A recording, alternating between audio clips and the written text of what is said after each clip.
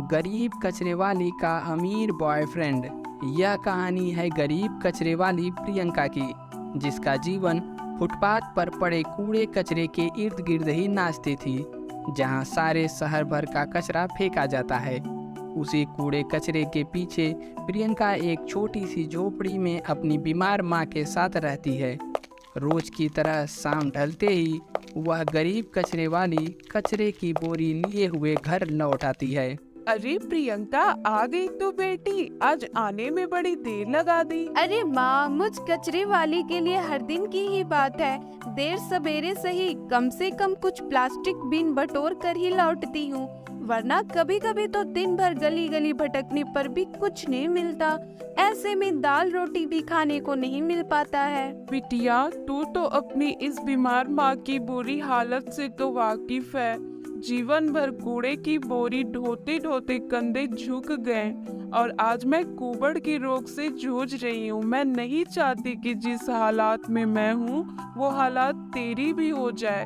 तू ये कचरा बीनना बटोरना छोड़कर तू क्यों न कोई और काम खोजती है? माँ, आपको क्या लगता है मैंने ये कोशिश नहीं की? हर घर में हाथ पैर मारकर देख लिया, लेकिन अब हर गली में लोग मुझे कचरे वाली के रूप में जानते हैं। इसलिए अपने घर में काम तो दूर, कोई मुझे अपनी चौखट पर भी नहीं देखना चाहता। अब तो मैंने इस जिंदगी को ही अपना मुकद्दर मान लिया है।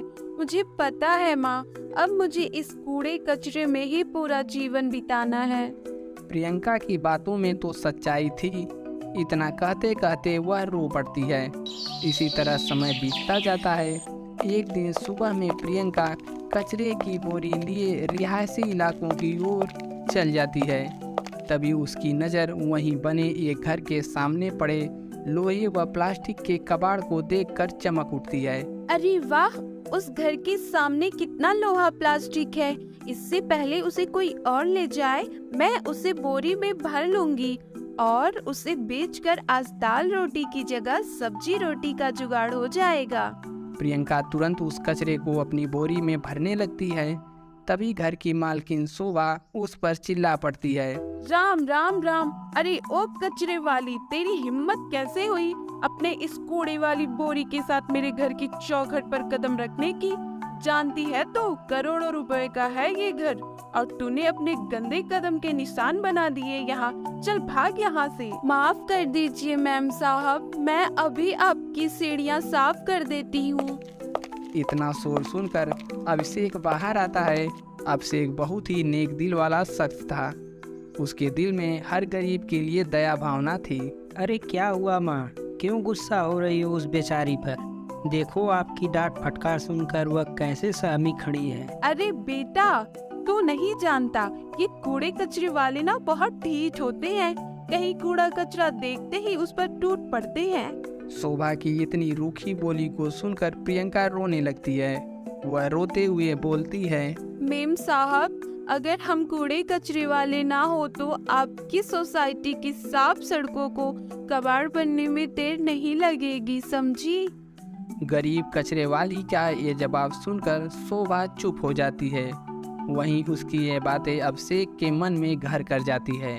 अभिषेक सारी रात बस प्रियंका के बारे में ही सोचता रहा।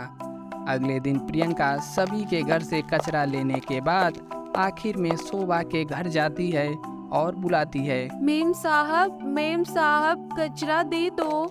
उसकी बात सुनकर अभिषेक वहां आता है। अरे साहब, आप? हाँ, दरअसल माँ मंदिर गई है। दोस्तों, कहानी में आगे बढ़ने से पहले आपको बता दें कि यदि आपने अभी तक अपने चैनल कहानी कंस टीवी को सब्सक्राइब नहीं किया है तो सब्सक्राइब कर लें तथा बेल आइकन को भी प्रेस कर लें और लाइक का बटन भी दबा दें। चलिए अब चलते हैं वापस कहानी में आगे। ठीक है साहब, कूड़ा है तो ले आइए।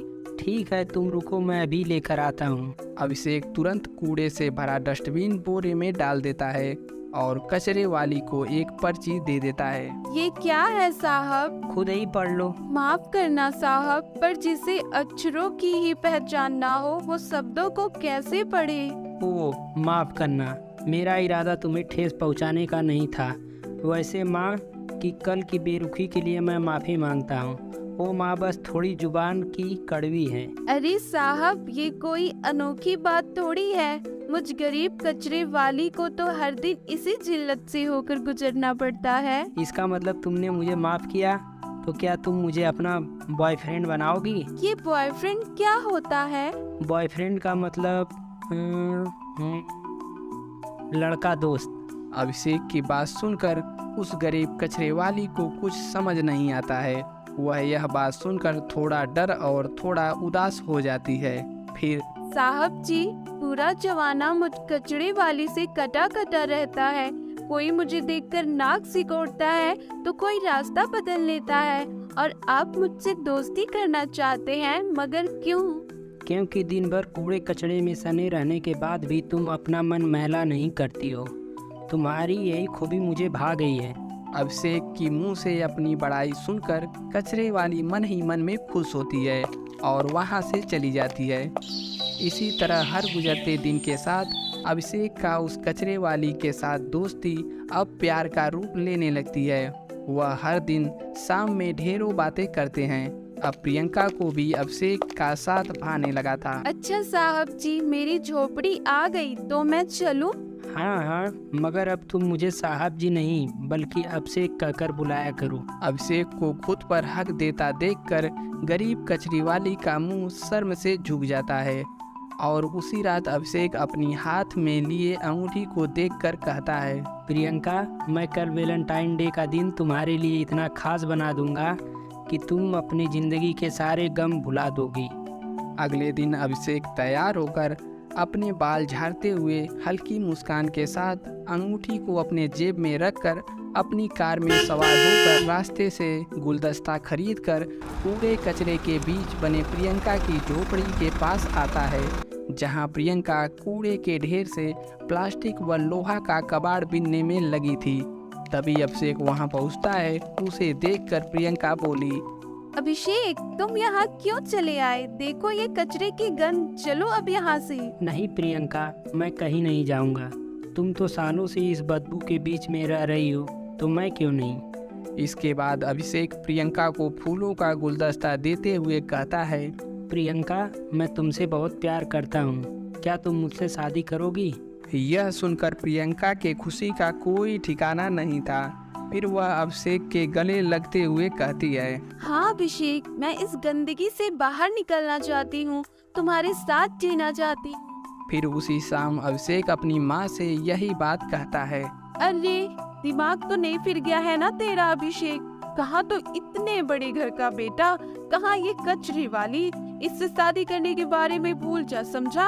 अपनी माँ की बात सुनकर अभिषेक कुछ नहीं कहता है। अगले दिन प्रियंका कचरे की बोरी लिए वहां आती है। तभी एक बूढ़ा आदमी हरीश फिसल कर जमीन पर गिर जाता है। प्रियंका उन्हें उठाते हुए कहती है, साहब जी, आप ठीक तो हैं? कहीं चोट तो नहीं आई? जिसके बाद वह बूढ़ा प्रियंका को दूर करते हुए गुस्से में कहता है, अरे दूर हट जा, दो कौड़े की कचरे वाली, बड़ी आई मदद करने वाली, अपने गंदे हाथों से छू दिया।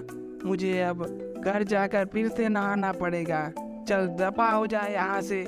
चाहती हूँ, माफ कर देना साहब जी, इस गरीब कचरे वाली से गलती हो गई। वहीं दरवाजे पर खड़ी शोभा यह सब देख रही होती है। तभी अभिषेक उसकी खूबी का बखान करता है। देखो माँ, आज फिर इस गरीब को मदद की बजाय शाबाशी की बजाय जिल्लत मिली। उसका काम कचरा उठाने का है, इसलिए हम जैसे अमीर लोगों ने छोटा काम करने का एहसास जताकर उसके साथ अपनी रईसी का रुआब झाड़ते हैं। ये हमारे समाज की कैसी दोगली रिवाज है, जहाँ समाज को साफ सुथरा रखने वाले का एहसान मानने की बजाय उसके साथ ऐसा भद्दा सलूक होता है। अपने बेटे की इस कटाक्ष बातों को सुनकर शोभा के दिलो दिमाग पर चढ़ा हुआ गुरूर मिट जाता है, जिसके बाद कचरे वाली को बहू बनाने का ऐतराज इकरार में बदल जाता है। बेटा, तू ठीक कह रहा है, अपनी माँ को माफ कर दे। मैंने उस बेचारी को समझने में भूल कर दी। अब तो वही इस घर की बहू बनेगी। शोभा की बातें सुनकर अभिषेक खुशी से झूम उठता है, जिसके बाद अभिषेक और प्रियंका की शादी हो जाती है। उस गरीब कचरे वाली ने कहाँ सोचा था कि उस गंदगी से निकलकर सीधे उसे महलों की रानी का जीवन मिलेगा।